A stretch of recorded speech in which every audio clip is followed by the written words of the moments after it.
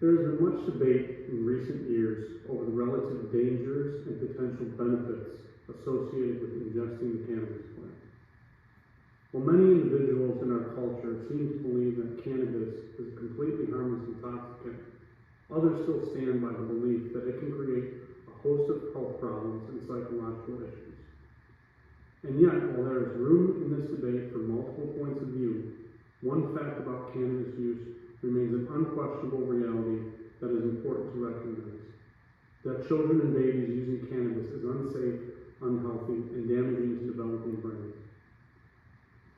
Many peer-reviewed studies have shown clearly, consistently, repeatedly that while cannabis may help full-grown adults with a number of health issues, it is absolutely damaging for children of all ages. This includes unborn children who are still developing in the womb when the cannabis is ingested by the mother. A 2023 study by Society for the Study of Addiction revealed conclusively that prenatal cannabis use is associated with lower birth weight, preterm birth, and neonatal intensive care unit admission in newborns. Another study published in 2016 by the Oxford University Press showed clearly that there is compelling longitudinal evidence that repeated exposure to cannabis during adolescence may have detrimental effects on brain resting functional connectivity, intelligence, and cognitive function. This article is describing findings that are conclusive and irrefutable. These findings, and many more like them, point to a scenario in which there is very little room to debate whether it is a safe, healthy, or good idea for children to ingest cannabis. This includes teenagers and adolescents as well as pregnant mothers. The conversation surrounding cannabis has grown more nuanced in recent years, especially as increasing numbers of states and countries have moved to legalize or decriminalize its use.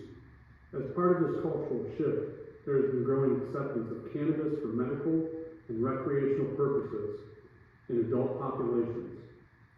However, it is crucial to draw a firm line when it comes to vulnerable populations, particularly children, teens, and unborn babies. The evidence regarding the risks to developing brains is simply too strong to ignore. As you can see in my graph, it shows that there's a 39% chance of a higher likelihood of earning lower school grades, 28% lower likelihood of attending college or university, 50% reduced likelihood of earning a high school diploma, and 31% lower likelihood of earning a college degree. Many health professionals and researchers emphasize that the developing brain is particularly sensitive to substances like THC, which is the primary psychoactive component of cannabis. During childhood and adolescence, the brain undergoes significant changes, including the pruning of synapses and the development of neural networks that affect decision-making, emotional regulation, and memory. When cannabis is introduced during these critical developmental windows, it can interfere with these processes in ways that may have lasting consequences. For example, the 2016 Oxford University Press study mentioned earlier not only discusses damage to cognitive function, but also suggests that these effects may persist into adulthood, long after cannabis use has stopped.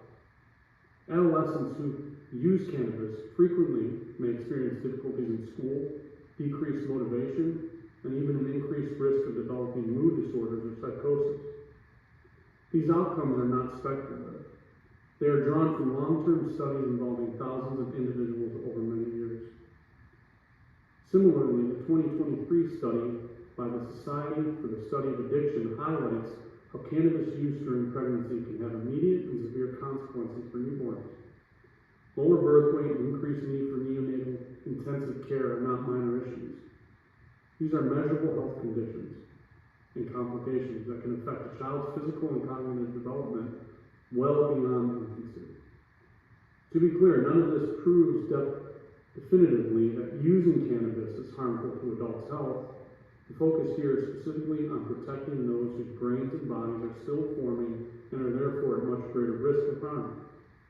The science is not only persuasive, it is clear, direct, and consistent across decades of research. The consensus in the medical and scientific community is that early exposure to cannabis can have lasting harmful effects. In conclusion, while adult cannabis use may continue to be debated and explored, the evidence is overwhelmingly in agreement when it comes to children. Cannabis use in minors, adolescents, and during pregnancy is unsafe and can interfere with education and learning. Protecting developing brains must remain a top priority in any public discussion about cannabis policy or safety. Here's my audience.